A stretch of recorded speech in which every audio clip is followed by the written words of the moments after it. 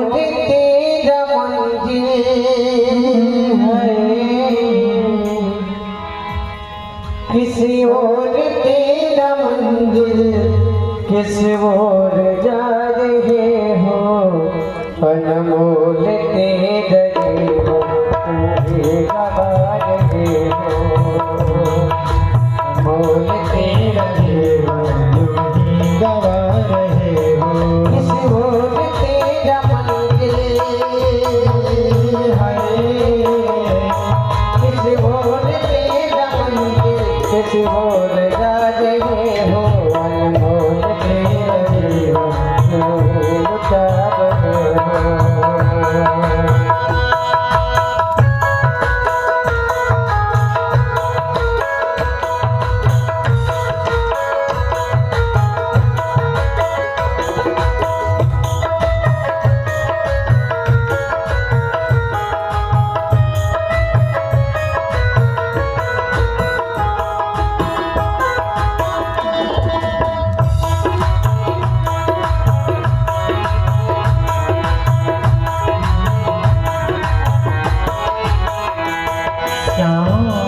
सपनों की नींद में रात ढल न जाए, सपनों की रात में रात ढल न जाए, पल भर के क्या भरोसा कहीं जान निकल न जाए,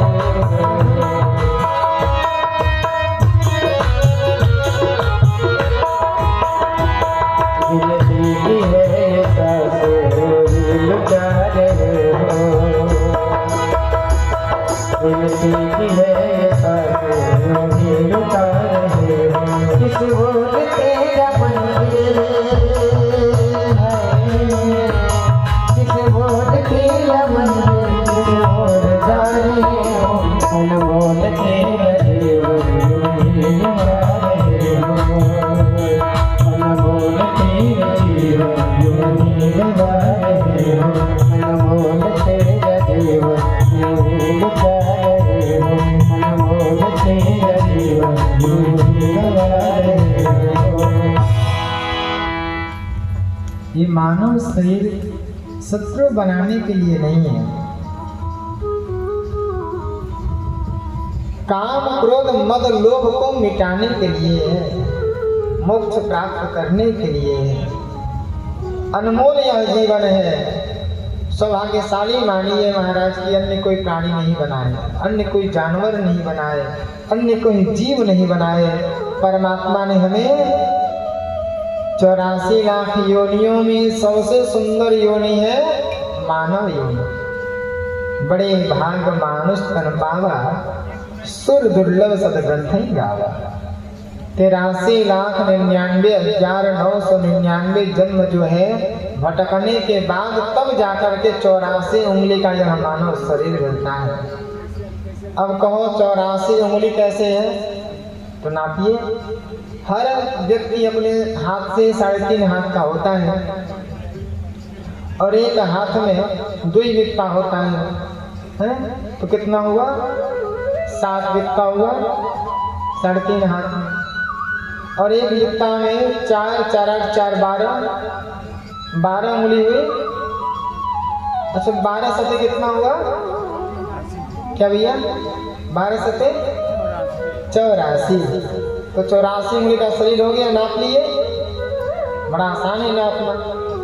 तो 84 लाख योनि में सबसे पवित्र, सबसे सुयोग्य और सबसे सुंदर योनि है मानव योनि। लेकिन अनमोल तेरा जीवन यूं ही गवा रहा है, किस ओर तेरा मंजिल है, किस ओर तेरा मंजिल, किस ओर जा रहा है। अनमोल तेरा जीवन यूं ही गवा रहा है। ये मानव तन बड़ा सौभाग्य से मिलता है। इसलिए अंदर के मच्छर को मारना है, मकसद को मिटाना है और यह भूल जाना है कि इसकी वृद्धि कैसे हो रही है। हमें तो बस अपने पर ध्यान देना है। किसी की मान बढ़ाई प्रतिष्ठा देख करके प्रसन्न हो जाओ, गदगद हो जाओ कि परमात्मा की इसके ऊपर महती कृपा है, प्रभु मेरे ऊपर भी ऐसी कृपा करो। जलन मत करो किसी से कि आगे कैसे बढ़ गया, ठीक है उसका प्रारब्ध है, वो आगे बढ़ रहा है। अगर कोई ऊपर चढ़ रहा है तो आप उसको चढ़ाइए। आजकल लोग चढ़ा नहीं रहे हैं, नहीं बस चढ़ा चढ़े तुम चढ़ते रहो, जैसे चढ़ना ऊपर से धीरे से चढ़िया पकड़ के धड़ाम से महाराज नीचे गिरा दे रहे हो हैं। पहले लोग खूब चढ़ा रहे हैं धीरे से, जो अपना है वही गिरा रहा है। इसलिए ये चीज मिटा लेना। और निगम कल्पतरोर्गलितं फलं सुखमुखादमृतद्रवसंयुतं पिबत भागवतं रसमालयं मुहुरहो रसिका भुवि भावुकाः। निगम, निगम माने होता है वेद। निगम कल्पतरोर्गलितं फलं, वेद रूपी कल्प वृक्ष का पका हुआ ही फल है भागवत।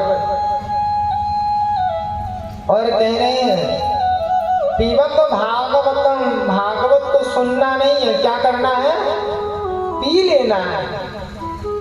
पीबत भागवतम रसमालयम मुहुरहो रसिका भुवि भावुकाः।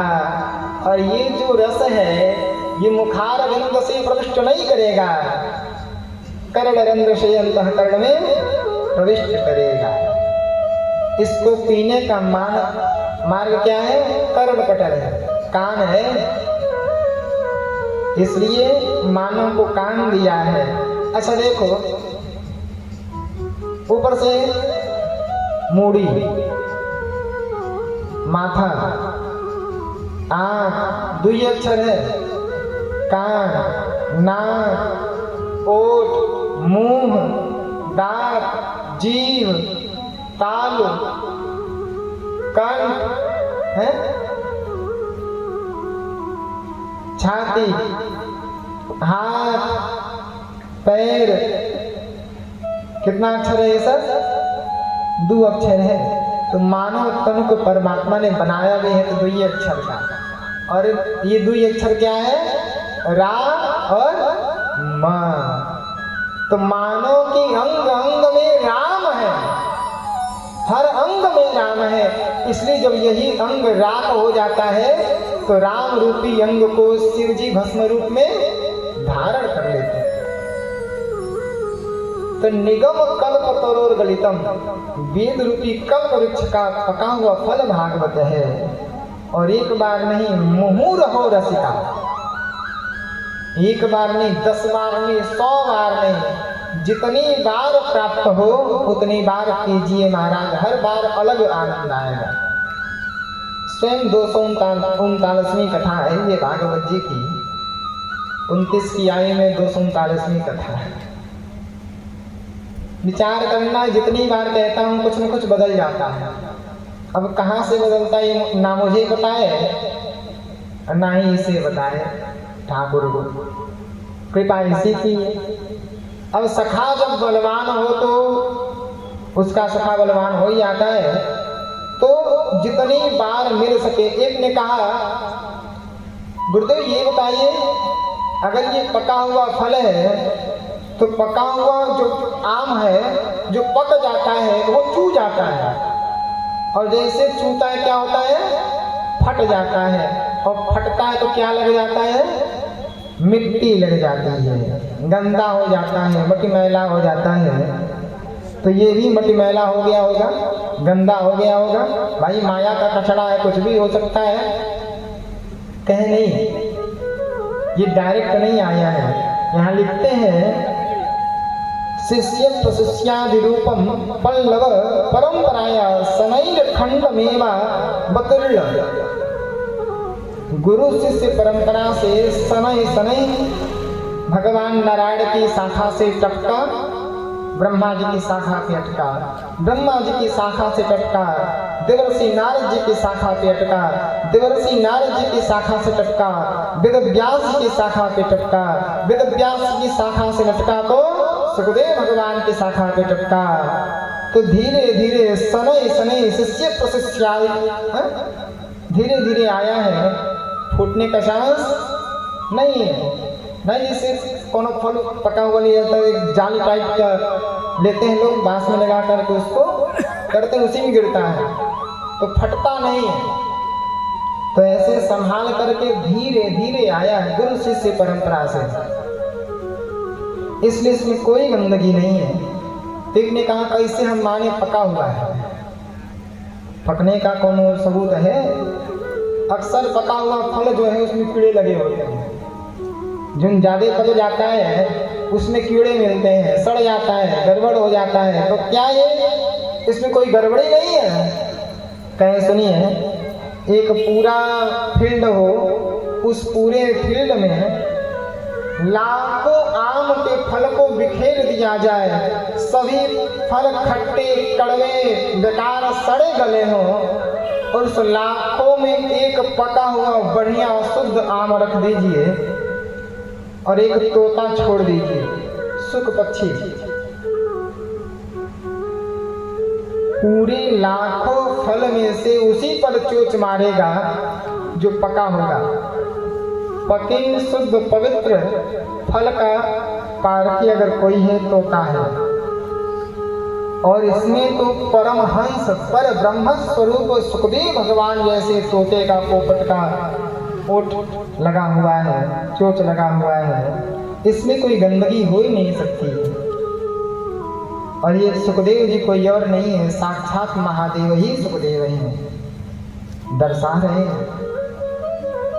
और कहते हैं वह परमात्मा रस स्वरूप है, जितनी बार रसो वैसह रसम ध्रुवायम लब्ध्वान मंदिर भवति। रस स्वरूप है, उनको पीना है, पियो महाराज, भरपूर पियो, जितना पी सको, जितनी बार पी सको पियो, इसमें कौनो गड़बड़ी नहीं है।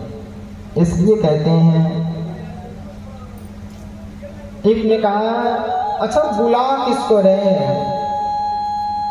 किसको पीना चाहिए?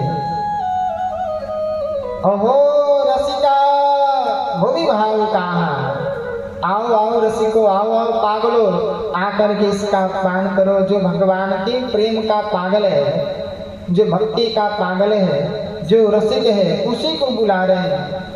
तो एक ने कहा मान लीजिए अगर जो रसिक नहीं है वो पांडाल में आके बैठ जाए तो उसको नहीं मिलेगा, कहे काहे नहीं मिलेगा, बस उसको लगेगा मनोरंजन चल रहा है, कान तो उसके पास भी है, सुनाई उसको भी देगा, लेकिन जो रसिक होगा उसको व्यास जी में नारायण दिखाई देंगे, उनके शब्दों में श्री कृष्ण की झलक दिखाई देगी, कथाओं के एक एक अक्षर में कृष्ण और राधा का दर्शन उनको होगा रसिक को। और जो रसिक नहीं होंगे उनको वो दर्शन नहीं होगा, उनको अलग आनंद, उनके मनोरंजन का विषय रहेगा। प्रेम से बोलो, मिलना सभी को है। इसलिए सूत जी महाराज से सौनक जी ने 6 प्रश्न किया, और इन्हीं 6 प्रश्न में पूरी भागवत है। कहते हैं किम श्रेय शास्त्रसारः कः स्वावतार प्रयोजनम् किम कर्म केवतारश्च धर्मः कं शरणं गतः। पहला प्रश्न है प्राणी मात्र का कल्याण कैसे हो। दूसरा है शास्त्र बहुत है लेकिन मनुष्यों के पास समय कम है, समय बहुत कम है मनुष्य के पास, इसलिए समस्त शास्त्रों का भाई 18 पुराण, 18 उप पुराण, चतुर्वेद, चतुर्उपवेद, महाभारत 6 खंड का 1 लाख श्लोक का महाभारत, कहाँ समय हो इतना सुनने का। इसलिए समस्त शास्त्रों का सार क्या है वो बता दीजिए। तीसरा है भगवान यदि सर्व समर्थवान है, जिनके पलक झपकने से प्रलय हो जाता है, सृष्टि का निर्माण हो जाता है, तो उनको अवतार क्यों लेना पड़ता है? चौथा है, यदि भगवान ने अवतार लिए हैं तो किस किस कारण से, कहाँ कहाँ और किन किन रूपों में हुआ है? पांचवा है, जीवन का परम लक्ष्य क्या है? और छठवां है, धर्मः कम शरणं गतः। जब परमात्मा धर्म की स्थापना के लिए आते हैं और धर्म की स्थापना कर देते हैं, पुनः पृथ्वी से चले जाते हैं अपने धाम को, तो धर्म किसकी शरण को जाता है? ये बताइए। धर्म कम शरणं गतः, क्योंकि भगवत गीता में तो आया ही ना, यदा यदा हि धर्मस्य ग्लानिर्भवति भारत अभ्युत्थानं धर्मस्य तदात्मानं सृजाम्यहं परित्राणाय साधूनां विनाशाय च दुष्कृतां धर्म संस्थापनार्थाय संभवामि युगे युगे। जब भगवान धर्म की स्थापना के लिए आते हैं और धर्म की स्थापना कर देते हैं, तो जाने के बाद धर्म कहाँ जाता है? कृपा करके बताइए। धर्म कम शरणं गतः, इसी 6 प्रश्न का उत्तर देते हैं और इन 6 प्रश्नों में पूरी कथा आती है। सूत जी महाराज कहते हैं, हे महात्माओं, हे सोनक जी, आपका यह प्रश्न सार्वभौम है, संसार के कल्याण के लिए है। इसमें स्वतः देखिए, संत का भाव क्या है? जो स्वयं के विषय में सोचना बंद कर दे। पहला लक्षण है, कोई कहीं संत है और जब अपने विषय में सोचे तो वहीं से वहां से दिमाग हटा देना चाहिए, ये संत है ही नहीं। साधु जो स्वयं के कार्य को छोड़ करके सामने वाले कार्य को साधे, उसका बिगड़ा काम साधे, उसकी बिगड़ी बना दे, वही साधु है महाराज। जो परमात्मा से मिलन करा दे, वही संत है, वही साधु है। जो सांसारिक विषय वासनाओं से विरक्ति ले ले, वही साधु है, वही संत है। तो यहाँ कह रहे हैं सूत जी महाराज पूज्य गुरुदेव का ध्यान करते हैं। आइए हम भी गुरु जी का ध्यान करते हैं।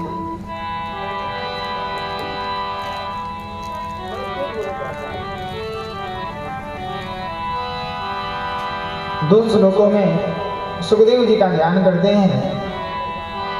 आइए हम सभी अपनी आत्मा, अपना मन श्री पूज्यता सुखदेव भगवान के चरणों में ले चलते हैं। यम प्रव्रजन्ति मनुपेतमपेत कृत्यम वैपायनो विरह कातरया जुहाव पुत्रेति तन्मयतया तरवो निवेदो तं सर्वभूतहृदयं मुनिमानतोऽस्मि। यं प्रव्रजन्ति मनुमेत ममेत कृत्यम, इसमें प्रव्रजंत में ब्रजगतो धातु लगी हुई है और ब्रजगतो धातु में जो प्र है वो क्या है? उपसर्ग है। अब इस लीला को दर्शा रहे हैं पूज्य पाद वेदव्यास भगवान सरस्वती नदी के किनारे बद्रीनाथ तीर्थ के पास उनकी कुटिया है। वही कुटिया में ध्यानमग्न होकर के जो अमर कथा माता पार्वती को शिव जी सुना रहे हैं, वही अमर कथा व्यास जी लिख रहे हैं ध्यान रूप में आकर के।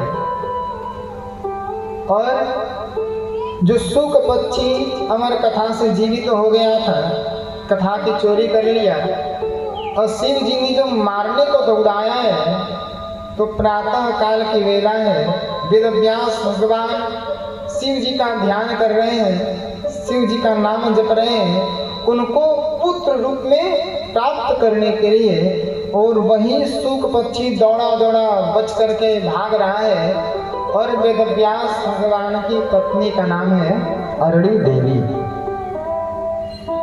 अरणी देवी के मुख में प्रवेश कर जाते हैं। अच्छा देखो, सुबह सो करके उठो तो जमाई आती है ना, ऐसे जमाई आती है, इतना बड़ा मुंह खुलता है। जैसे अरणी मैया को जमाई आई, उनका मुंह खुला।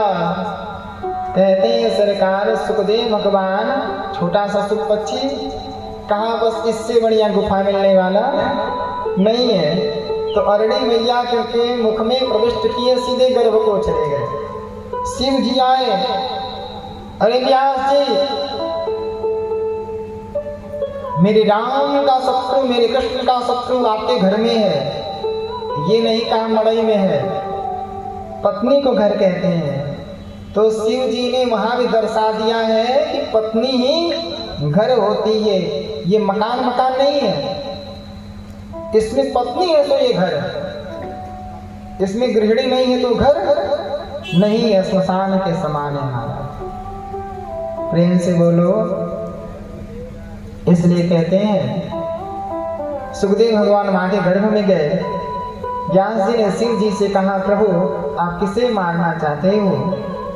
वो तो अमर कथा सुन लिया है, और जो अमर कथा सुन लिया वो मरेगा नहीं। अगर आप मार दोगे तो फिर आपके द्वारा ही कहा हुआ है कि अमर कथा सुनने वाला मर नहीं सकता, तो आप ही मार करके अपमान नहीं करोगे?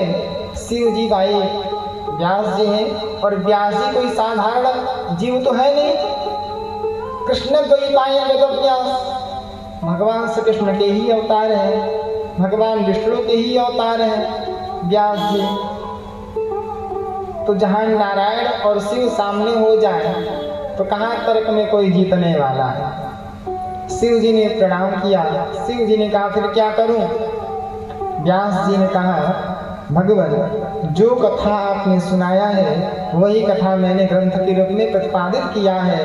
अब अधिकारी ढूंढ रहा हूँ, इस पूरी जगत में आपको छोड़ करके दूसरा कोई अधिकारी हमें दिखाई नहीं देता। आइए प्रभु, इस अधिकार को आप स्वीकार करिए। और पिता की संपत्ति पर पुत्र का अधिकार होता है, पहला अधिकार पुत्र का। तो आप ही मेरे पुत्र बन करके उसी जीव के, उसी पक्षी के रूप में आइए और इस कथा का विस्तार करिए। शिव जी ने मना कर दिया, पहले तो मना किया। शिव जी ने कहा, देखो भैया, मैं आवागमन से दूर रहता हूँ, मैं इस माया की दुनिया से दूर रहता हूँ, क्योंकि मुझे पता है ये माधव की दुनिया है, और माधव की दुनिया में जो आया है सो माया में डूब ही गया है। शिव जी ने तो पहले मना किया। क्यों? शिव जी का लास्ट अवतार क्या है? अश्वस्थामा अवतार,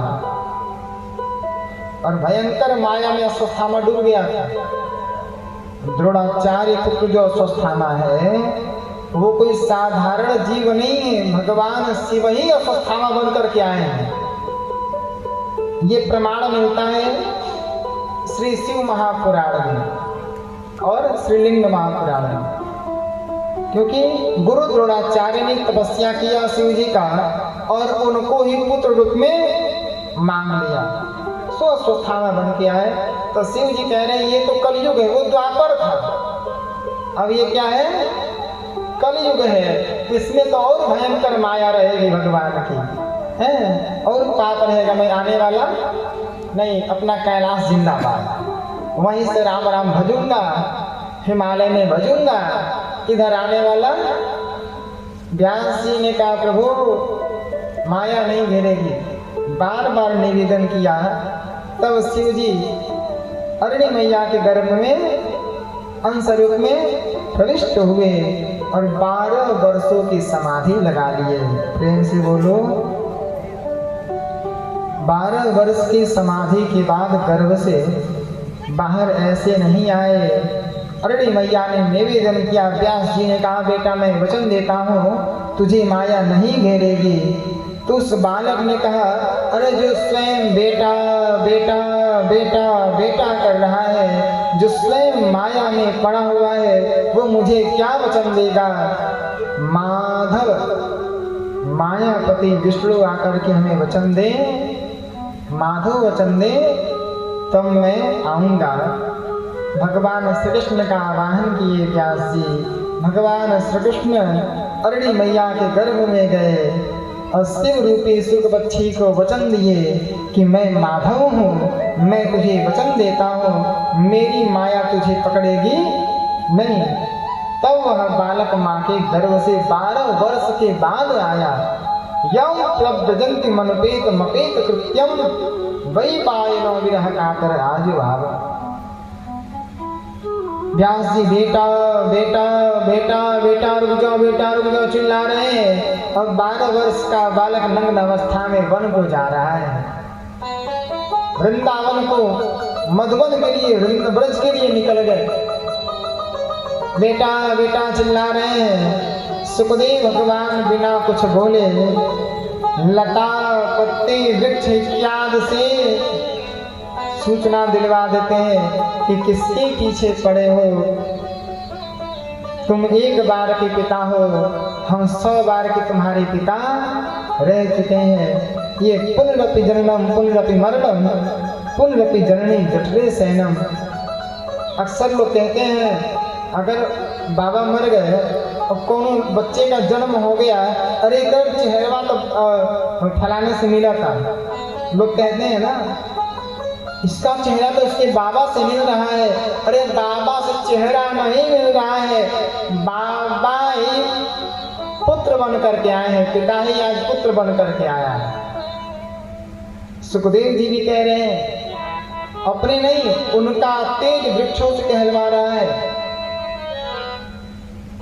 कि आप इस जन्म के पिता हैं, कई जन्म हम आपके पिता रह चुके हैं।